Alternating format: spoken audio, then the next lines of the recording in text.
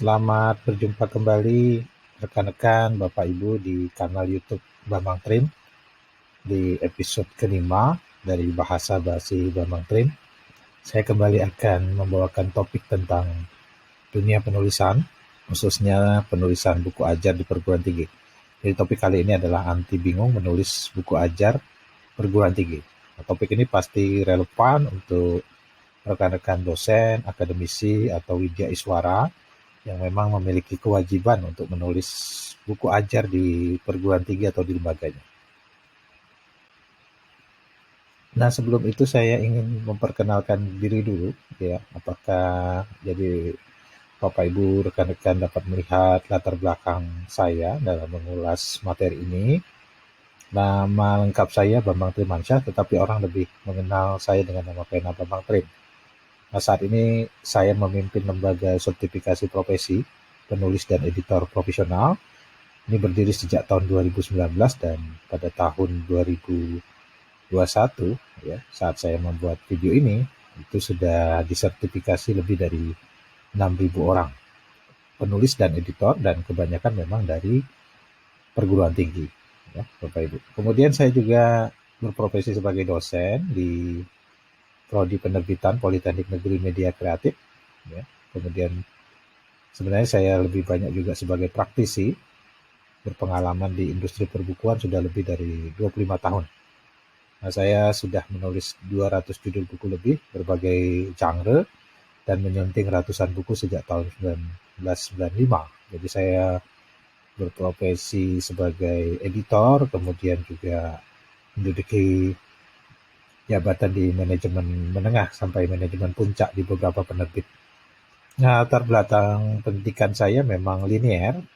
Saya adalah lulusan D3 Prodi Editing dan S1 Sastra Indonesia di Universitas Pajajaran. Saat ini saya sedang menempuh studi S2 di Prodi Komunikasi Korporat Universitas Paramadina. Nah, selama beberapa tahun ini, bukan beberapa tahun ini, sebenarnya sejak tahun 2000 saya sudah sering berbagi dalam berbagai pendidikan dan pelatihan di seluruh Indonesia terkait dengan penulisan buku. Dan buku ajar juga termasuk. Jadi di beberapa kampus saya sudah membawakan materi ini. Mungkin rekan-rekan Bapak Ibu yang pernah berinteraksi dengan saya sangat akrab dengan materi yang saya sampaikan ini. Materi ini merupakan materi bagian pertama ya dari yang akan saya sampaikan. Ya, bagian pertama ini adalah menyelami buku ajar, seluk-beluk buku ajar. Ya. Baik, kita akan masuk langsung kepada materi inti dari yang akan saya sampaikan. Nah, ini sesuatu yang selalu saya dengung-dengungkan ya, sebuah jargon, all scientists are the same until one of them writes a book. Jadi semua ilmuwan itu, semua dosen, akademisi itu adalah sama sampai salah seorangnya menulis buku. Jadi kalau menulis buku itu ibaratnya kastanya naik, makomnya naik atau levelnya naik gitu, dibandingkan menulis karya tulis yang lain. Karena buku itu sesuatu yang memang dianggap karya tulis yang penuh dengan perjuangan untuk menulisnya. Di dalamnya penuh dengan kerumitan-kerumitan pemikiran, pengetahuan, keterampilan, pengalaman, penemuan, bahkan imajinasi seseorang. Ya. Maka seorang penulis buku itu juga kerap disebut, kalau di dalam istilah bahasa Inggris, author. Author itu dari kata bahasa Latin auctor yang artinya master atau empu. Jadi bayangkan bagaimana seorang penulis buku itu dianggap memang empu kata-kata gitu ya. Nah, ini kalimat ini cukup memotivasi kita untuk memang mengejar atau membuat satu warisan, legacy sebuah buku, terutama bagi seorang dosen. Jadi kalau sekarang saya bertanya kepada Bapak Ibu dosen, mengapa Anda belum menulis buku gitu ya? Jika Anda sebagai dosen belum menulis buku ajar satupun, mengapa demikian? Nah, ini kan buku ajar ini sebenarnya salah satu ukuran ya dosen itu. Kalau di Amerika ada istilah publish or perish, menulis atau minggirlah gitu. Jadi kan kalau dosen tidak menulis itu atau menulis buku itu memang dianggap suatu keanehan. Ya. Nah, Bapak Ibu kan yang belum menulis buku ajar sendiri, Tentu saat ini menulis buku ajar atau bukan menulis buku ajar, menggunakan buku ajar yang ditulis oleh orang lain. Nah, apakah muatan buku ajar itu yang ditulis oleh orang lain sesuai dengan konteks Indonesia, terutama kalau Bapak Ibu menggunakan buku-buku dari luar negeri, atau relevan dengan pemikiran Bapak Ibu? Ya memang kadang-kadang kita menggunakan buku ajar yang katakanlah ditulis oleh pakar di bidangnya, kita nyaman dengan itu, ya. Nah, tapi tidak ada salahnya kita mulai mencoba untuk menulis buku ajar sendiri. Ya. Bapak Ibu, saya ingin menyampaikan juga tentang profesionalitas dalam menulis buku.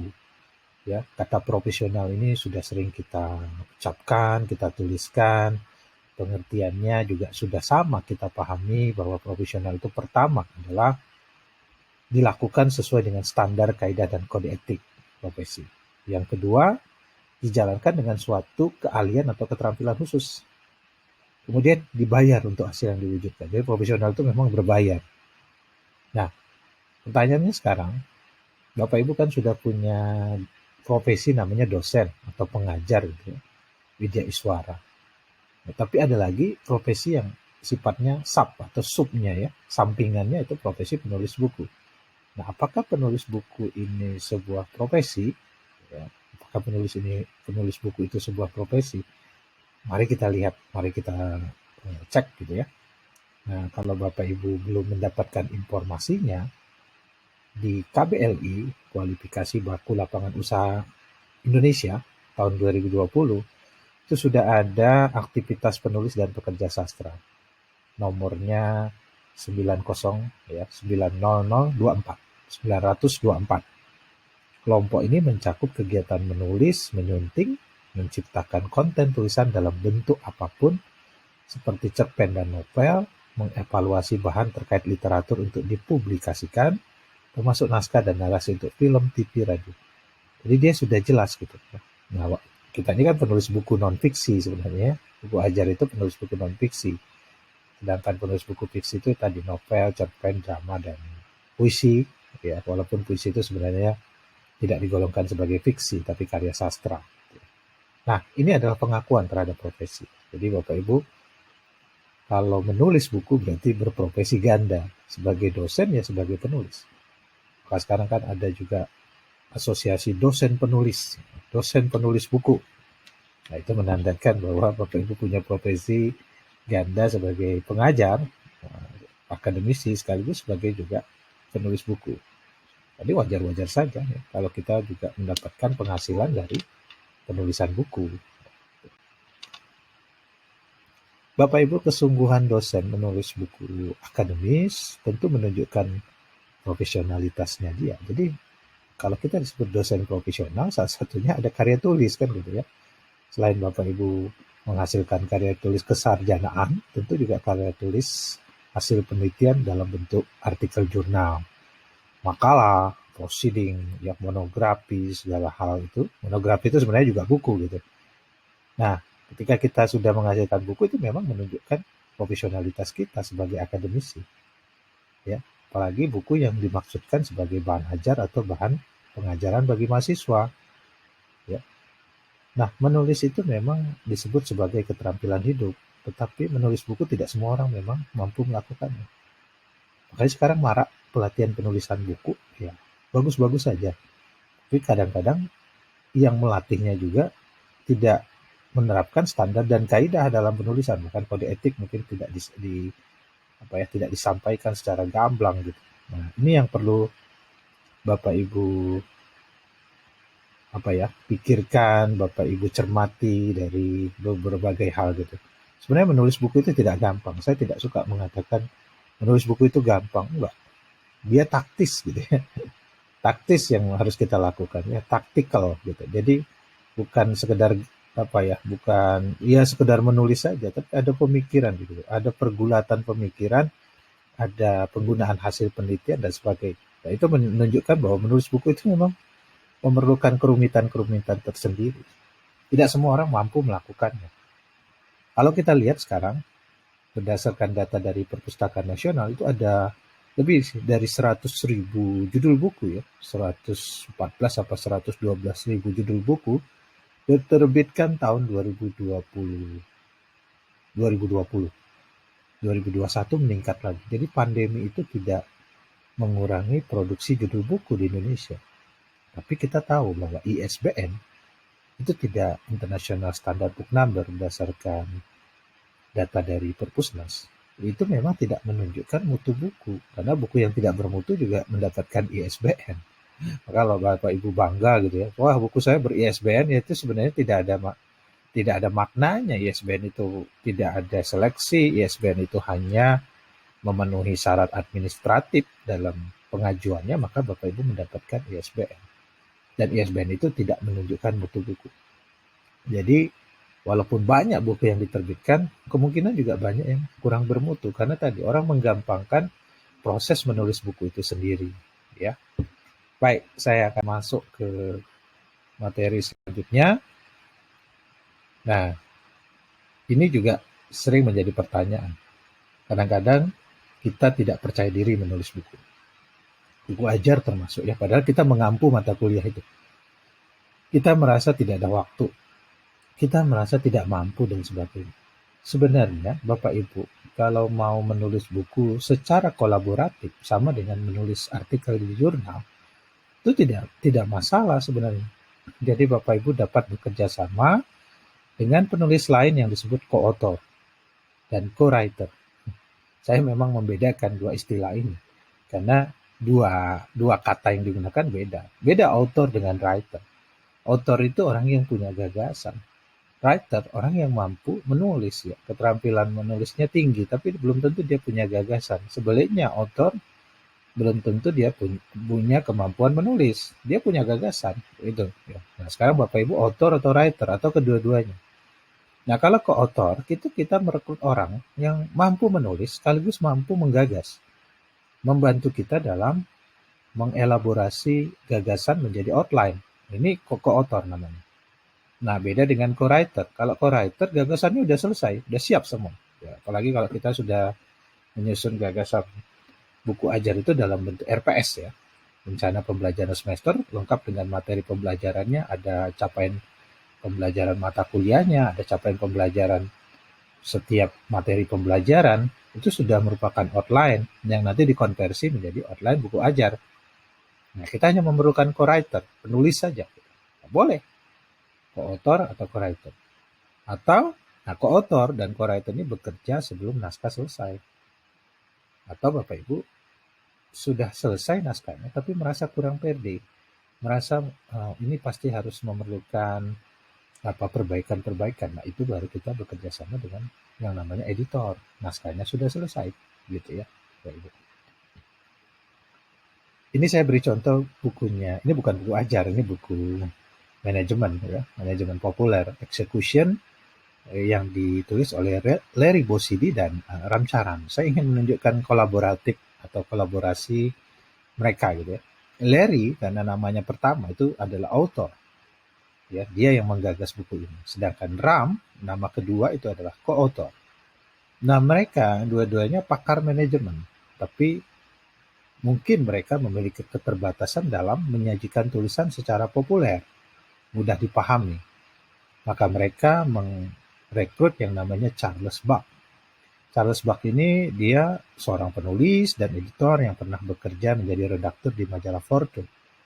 Jadi ya sudah terbiasa menulis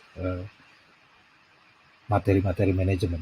Nah, sehingga posisi Ram itu tadi saya sebutkan, posisi Ram adalah co-author, Charles Buck adalah co-writer. Jadi biasa kolaborasi ini. Kalau Bapak Ibu tidak mampu bekerja sendiri, menulis sendiri, ya silakan berkolaborasi. Jadi sekarang ini banyak sekali perkembangan terkait bidang sosial, ekonomi, budaya, sains, dan teknologi yang harus kita bukukan.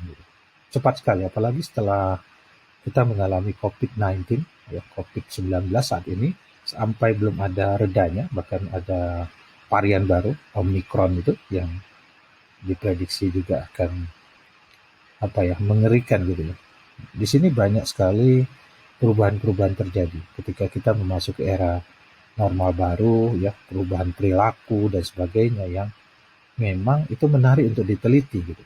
Banyak perkembangan, ya, termasuk ketika kita sebagai dosen terpaksa melakukan pembelajaran daring jarak jauh. Nah, ini saya menunjukkan buku Bernard Marx bersama Matt Watt, ya.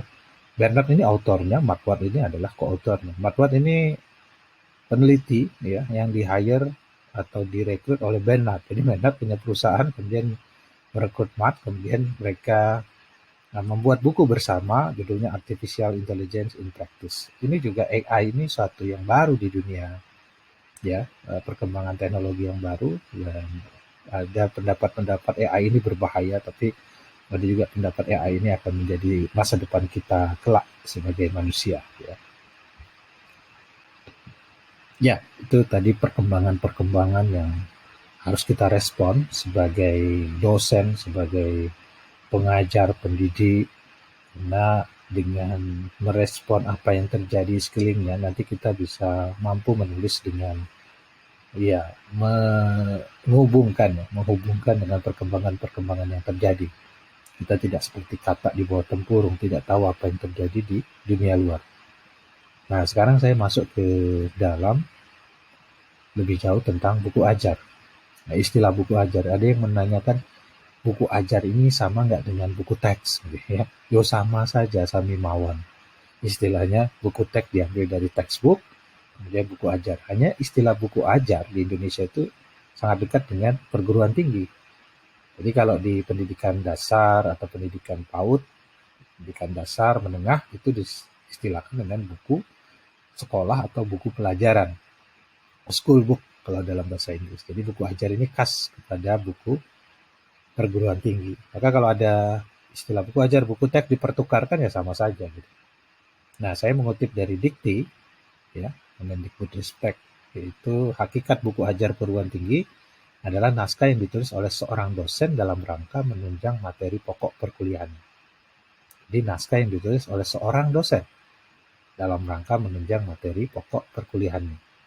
Nah, buku ajar itu bersinonim dengan buku teks yang digunakan sebagai bahan ajar primer. Ada yang nyebutnya bahan ajar, ada yang menyebutnya bahan pengajaran, sama saja gitu ya, dalam kegiatan belajar mengajar. Jadi ini primer. Penulis buku ajar yang paling rapat memang seorang pengajar. Jadi ada yang bertanya pada saya, Pak Bambang, saya nggak pernah ngajar, boleh nggak saya menulis buku ajar?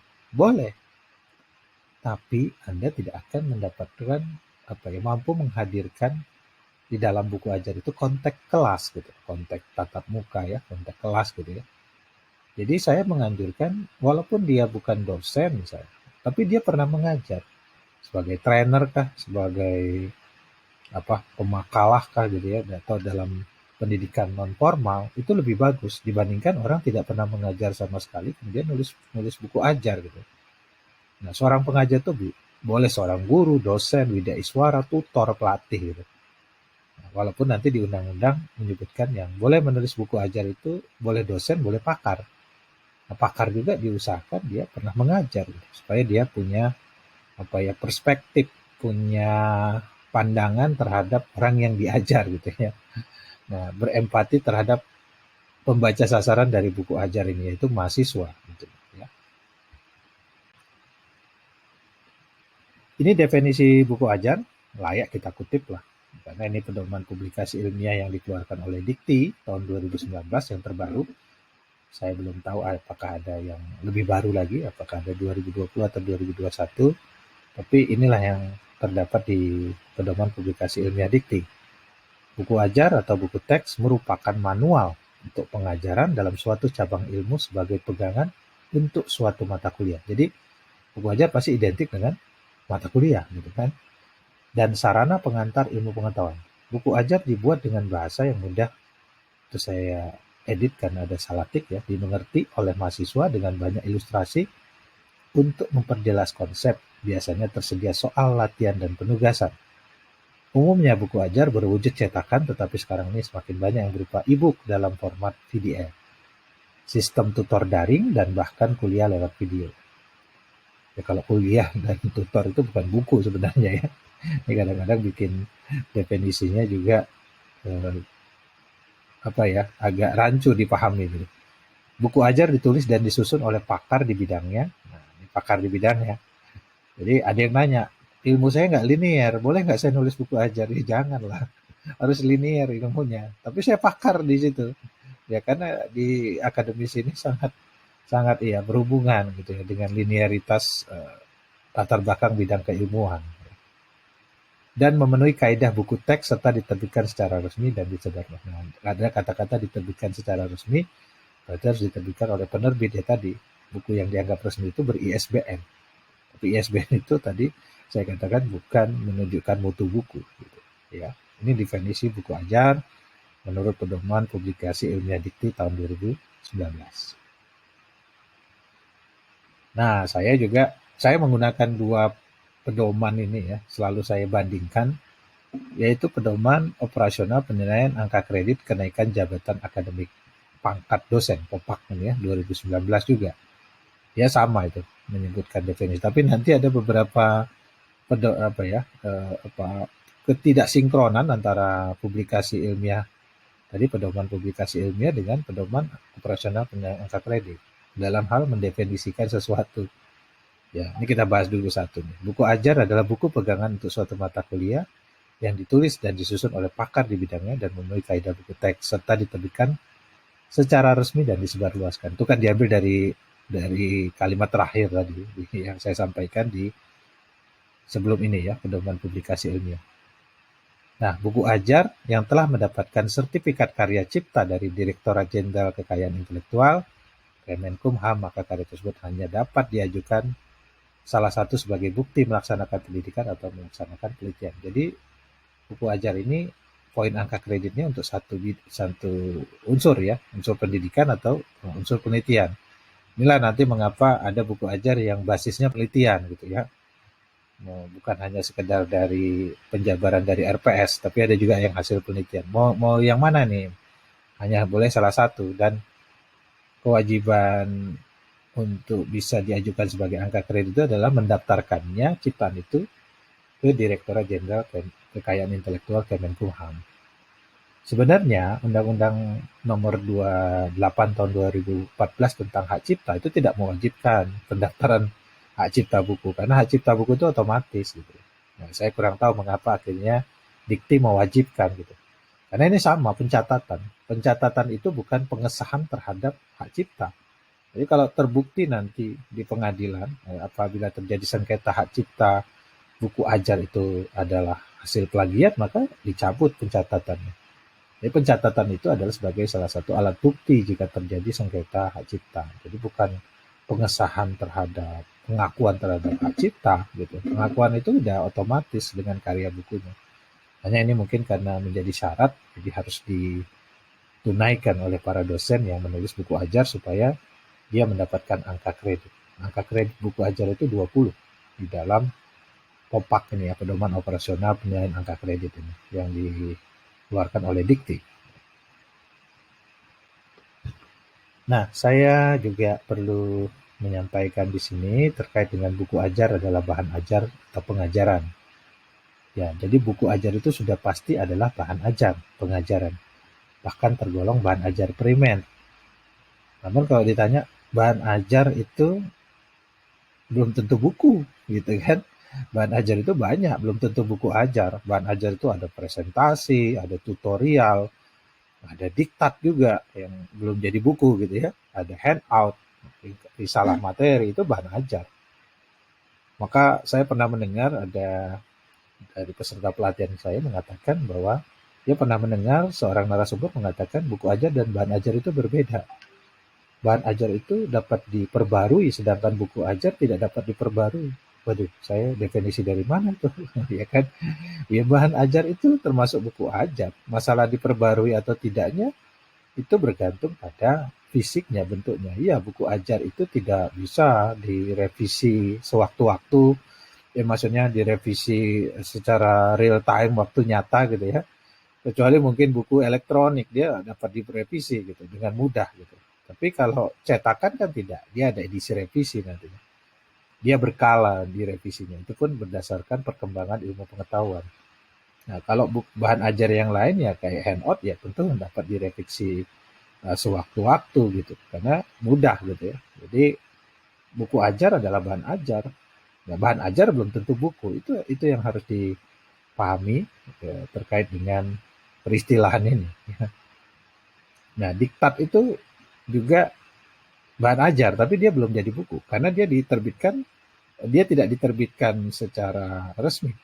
Dia hanya dihimpun oleh dosen, kemudian katakanlah difotokopi, dijilid, dan disampaikan kepada siswa. Ada juga yang dijual, makanya banyak dosen yang menjadi diktator itu.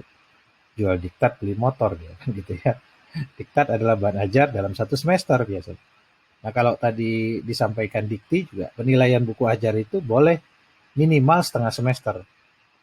Ya, idealnya sih satu semester kita bikin buku ajar, diktat juga satu semester. Tapi boleh mengajukan buku ajar untuk penilaian angka kredit setengah semester. Setengah semester katakanlah 14 kali pertemuan. Misalnya 14 kali pertemuan itu kita konversi menjadi 7 bab. Itu kita membuat 3 bab buku ajar. Itu dapat diajukan. Ya. Nah, saya ingin memperlihatkan bagaimana pembagian bahan ajar itu. Jadi bahan ajar itu kan ada yang, ini bahan ajar tertulis ya, atau tercetak. Sekarang tertulis lah, karena tercetak sudah ada elektronik juga. Bahan ajar primer dan bahan ajar sekunder. Nah, bahan ajar primer itu tadi sudah saya sebutkan, ada diktat, lecture note, ada risalah materi, handout. Handout ini biasanya dibikin per pertemuan mata kuliah. Dan handout itu jangan salah kaprah, bukan PowerPoint. PowerPoint itu presentasi, gitu ya. Handout ini tertulis penjelasan dari PowerPoint. Jadi kalau mahasiswa kita diberikan PowerPoint, sebenarnya dia nggak akan mengerti apa-apa kalau dia tidak mengikuti kuliah. Namanya power dan point, jadi poin-poin aja gitu. Penjelasannya ada di dosen. Nah, penjelasannya boleh dilakukan di handout. Nah, handout inilah cikal bakal diktat. Diktat cikal bakal dari buku ajar, gitulah Bapak Ibu. Nah, selain itu ada tutorial juga. Tutorial ini biasa dilengkapi untuk pembelajaran jarak jauh. Kita menggunakan tutorial itu boleh dalam bentuk audio atau video, atau audio video gitu ya. Podcast sekarang bisa di YouTube, itu tutorial. Penjelasan dari bahan ajar yang digunakan secara tertulis gitu. Kemudian ada buku ajar, buku teks, ada modul. Ini nanti saya jelaskan perbedaan buku ajar dengan modul. Kemudian boleh juga kita membuat atau menyusun buku kerja, terutama dalam pendidikan vokasi itu ya. Buku kerja di laboratorium, buku kerja untuk ini. Nah, ciri khas bahan ajar primer ini disusun berdasarkan silabus atau rencana pembelajaran semester terkait dengan capaian pembelajaran, CP, CPL, menyebutnya CP gitu ya. Nah, adapun bahan ajar sekunder ini kan tidak wajib, tapi boleh dibaca untuk menambah wawasan mahasiswa. Dia boleh berupa makalah, esai ilmiah, digunakan jurnal gitu ya, proceeding, buku referensi. Buku referensi di sini yang saya maksud adalah buku seperti kamus, ensiklopedia, ya, direktori, katalog. Kemudian ada buku ilmiah populer, scientific populer, ya, populer scientific book ya. Kemudian monografi yang juga buku, biografi, autobiografi itu juga buku, dan kemudian bunga rampai atau orang sering juga menyebutkan salah satu bentuk bunga rampai itu book chapter. Kalau ini disusun berdasarkan hasil penelitian dan pemikiran, jadi bukan bahan ajar primer, gitu ya. Nah, nanti, oh kan buku ajar itu juga ada yang hasil penelitian, nah itu yang nanti akan juga saya jelaskan. Nah, menyambung tentang bahan ajar primer ini ciri khususnya. Jadi kadang-kadang judul utama bahan ajar umumnya identik dengan nama mata kuliah. Artinya katakanlah buku teks gitu ya. Mata kuliah yang saya ampu misalnya dasar-dasar penulisan. Maka judul bahan ajar saya atau buku ajar saya kemungkinan adalah dasar-dasar penulisan. Walaupun tidak mutlak seperti itu. Kalau saya sih tidak pernah menggunakan judul mata kuliah sebagai judul buku ajar gitu. Selalu saya modifikasi gitu ya. Nah, jadi judul bab dan subbab itu merupakan representasi dari materi pembelajaran. Nah, judul bab itu materi pembelajaran. Ada sub-subnya lagi. Nah, materi untuk bahan ajar primer ini pasti dikembangkan dari RPS, silabus. Dan terkadang dihubungkan dengan SKKNI, Standar Kompetensi Kerja Nasional Indonesia. Karena nanti mahasiswanya itu kan diwajibkan mempunyai sertifikat kompetensi pendamping ijazah (SKPI) gitu ya. Sertifikat pendamping ijazah itu adalah sertifikat kompetensi, uji kompetensi yang dilakukan oleh LSP atas nama BNSP, Badan Nasional Sertifikasi Profesi. Ini biasa di pendidikan vokasi seperti politeknik ya. Jadi memang RPS-nya harus dihubungkan dengan SKK ini. Kalau enggak nanti mahasiswanya nggak bisa diuji kompetensi, nggak kompeten, dia BK gitu loh, belum kompeten gitu. Kemudian materi dapat diperkaya dengan hasil penelitian serta pemikiran secara mandiri. Ini yang diharapkan gitu, bukan sekedar menyampaikan materi yang sudah mainstream gitu ya, harus utama gitu teori, tapi kita juga perlu menambahkan hasil pemikiran, studi kasus, hasil penelitian yang pernah kita lakukan yang memang relevan dengan capaian pembelajaran dan relevan dengan mata kuliah gitu. Nah, itu kira-kira ciri khusus dari bahan ajar primer. Nah, ini ragam buku perguruan tinggi ya, di Pedoman Publikasi Ilmiah Dikti 2019. Ada macam-macam tuh buku perguruan tinggi. Ada yang namanya buku referensi, walaupun tadi saya mengatakan istilah buku referensi di Pedoman Publikasi Ilmiah Dikti ini tidak sama, tidak sinkron dengan buku referensi di Pedoman Operasional Pengajuan Angka Kredit ya, nilai angka kredit. Jadi di POPAK tuh nggak sama buku referensi. Yang dimaksud di publikasi ilmiah dikti lain, yang di sana lain gitu. Nah, kemudian ada monografi. Monografi ini adalah buku juga ya, merupakan satu topik penelitian yang didalami, dikembangkan, diperluas oleh biasanya satu orang. Jadi Pedoman Publikasi Ilmiah Dikti menyebutnya biasanya satu orang. Jadi kalau yang nulis monografi 2 orang, 3 orang itu tidak biasa gitu ya. Itu luar biasa. Karena mono, kalau lebih berarti nanti poligrafi gitu ya. Kemudian buku ajar, buku teks, dan modul. Nah, memang ada satu buku yang tidak disebutkan di sini, yaitu yang saya sebut buku ilmiah populer, popular scientific book. Tapi di POPAK, popular scientific book inilah yang dinyatakan sebagai buku referensi, buku rujukan dari hasil penelitian.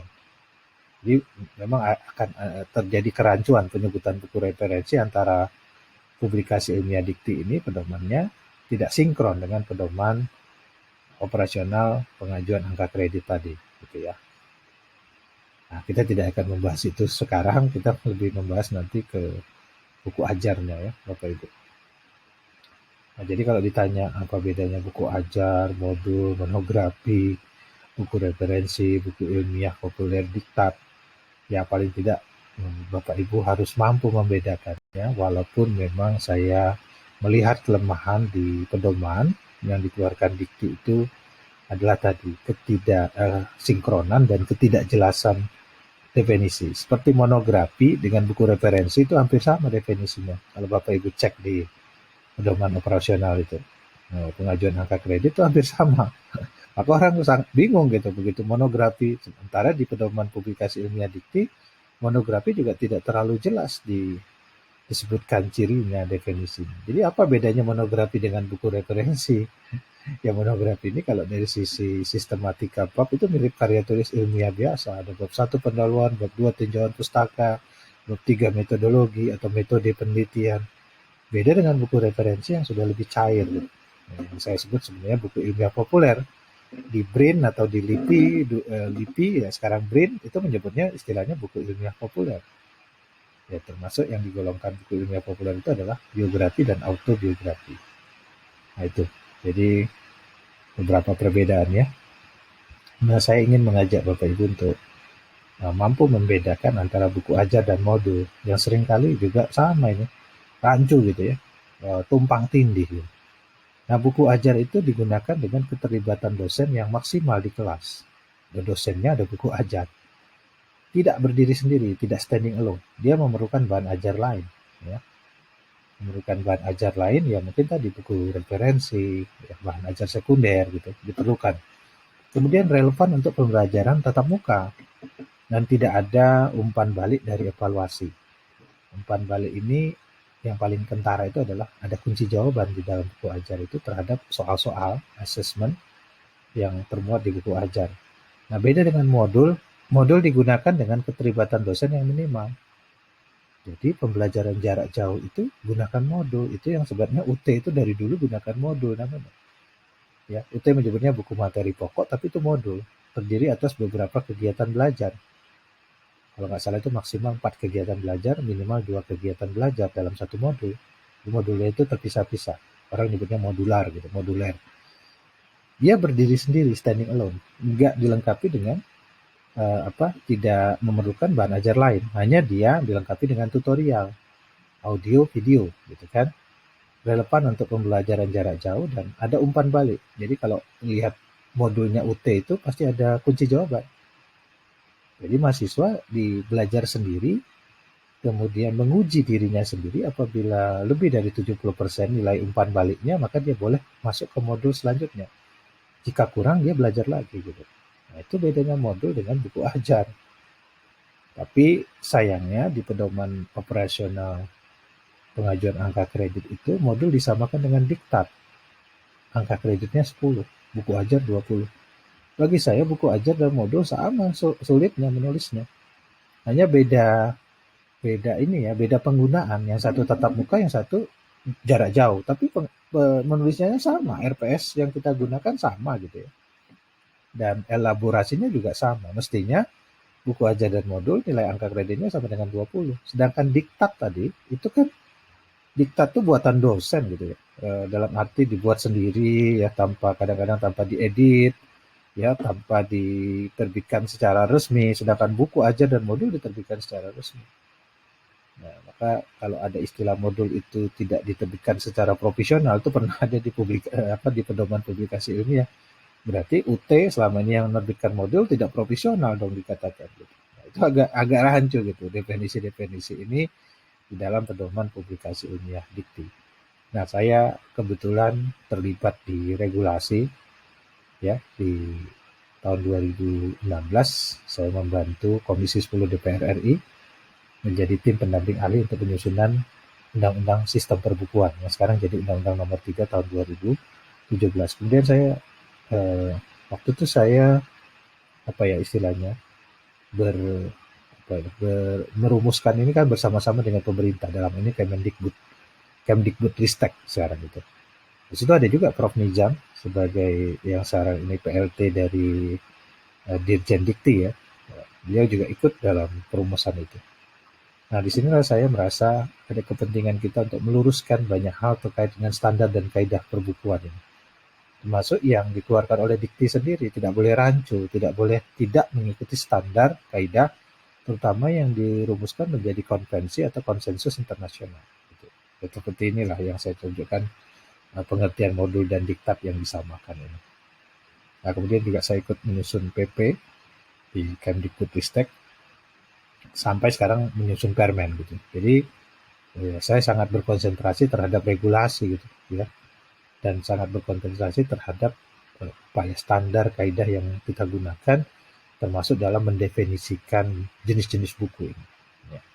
Itu kira-kira latar belakang kenapa Pak Bambang atau saya ini disebut terlalu ini sekali gitu ya dengan beberapa pengertian definisi ya, karena saya ingin mengembalikannya pada konteks yang benar gitu ya, terkait dengan apa ya jenis-jenis buku, definisinya dan sebagainya. Nah, itu buku ajar dengan modul. Sekarang modul dengan diktat yang tadi saya bahas gitu ya. Jadi modul di dalam pengertian termuat pada pedoman publikasi ilmiah 2017 itu seolah-olah disamakan dengan diktat. 2019 mulai diperbaiki gitu. Nah, nggak sama, tapi di Popak dia muncul modul itu ya disamakan dengan diktat. Ya. Modul memuat bahan ajar untuk suatu mata kuliah yang ditulis oleh dosen mata kuliah tersebut, mengikuti kaidah seperti buku ajar. Ini di dalam pedoman publikasi ilmiah dikti. Modul biasanya disusun untuk perkuliahan berbasis modul di program studi vokasi, ya, politeknik menurut dia, ya, atau profesi yang diakhiri dengan uji kompetensi. Biasanya, jadi kata-kata biasanya ini banyak di pedoman publikasi. Jadi kalau kata biasanya ini kan menunjukkan sesuatu yang tidak tegas gitu ya. Berarti yang tidak biasa itu nggak apa-apa gitu, luar biasa gitu. Ya.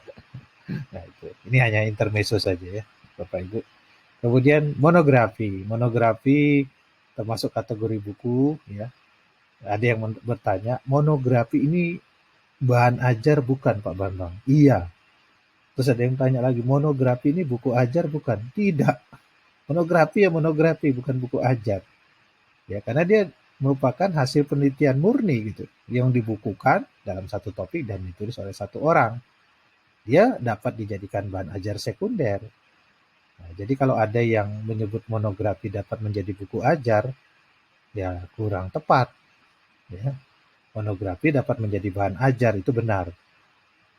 Nah, cuma ada satu kasus gitu, satu kasus, contohnya kolega saya lah, katakan Pak Kundaru gitu ya, di UNS, itu menjadikan monografinya sebagai buku ajar.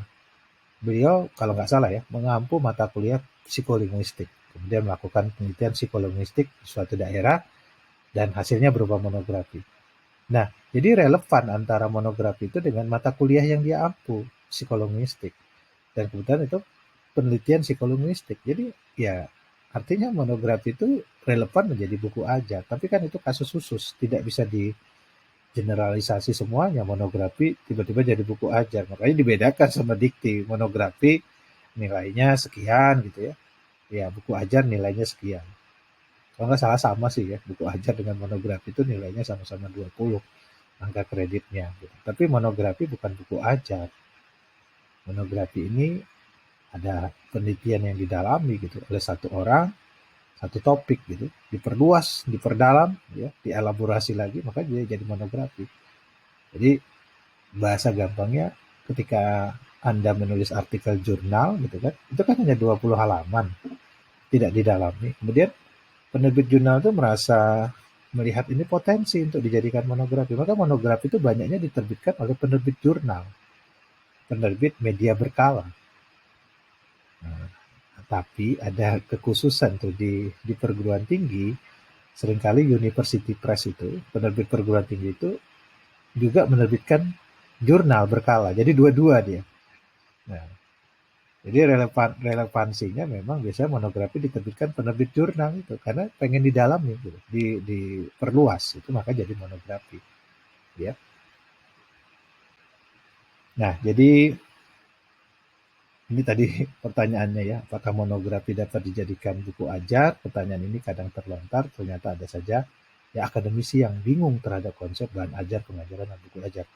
Makanya saya menjuduli materi saya ini anti bingung menulis buku ajar, supaya nggak bingung lagi Bapak Ibu. Ya, dengan definisi-definisi yang saya sampaikan tadi, saya harap Bapak Ibu tidak lagi bingung dengan apa yang dimaksud dengan buku ajar, modul, diktat, kemudian monografi ini, dan ini akan membawa pemahaman kita nanti untuk menulis buku ajar sesuai dengan standar kaidah dan kode etik, ya. Nah, ini menjadi bagian pertama, ya, bahan materi yang saya sampaikan terkait anti bingung menulis buku ajar. Sampai berjumpa kita nanti pada bagian kedua. Saya akan membahas tentang anatomi buku ajar dan selanjutnya saya juga akan membahas tentang bagaimana persiapan atau pre-writing atau pra menulis buku ajar. Jadi Bapak Ibu bisa tetap memantau kanal saya ini, YouTube Emal Prim, dan tentunya jangan lupa untuk like, memberikan komen, komentar, dan subscribe agar saya tetap eksis, tetap setia untuk membagikan pengetahuan, pengalaman, dan keterampilan kepada Bapak Ibu, rekan-rekan semua terkait dengan dunia penulisan dan penerbitan. Salam literasi, salam buku, terima kasih. Assalamualaikum warahmatullahi wabarakatuh.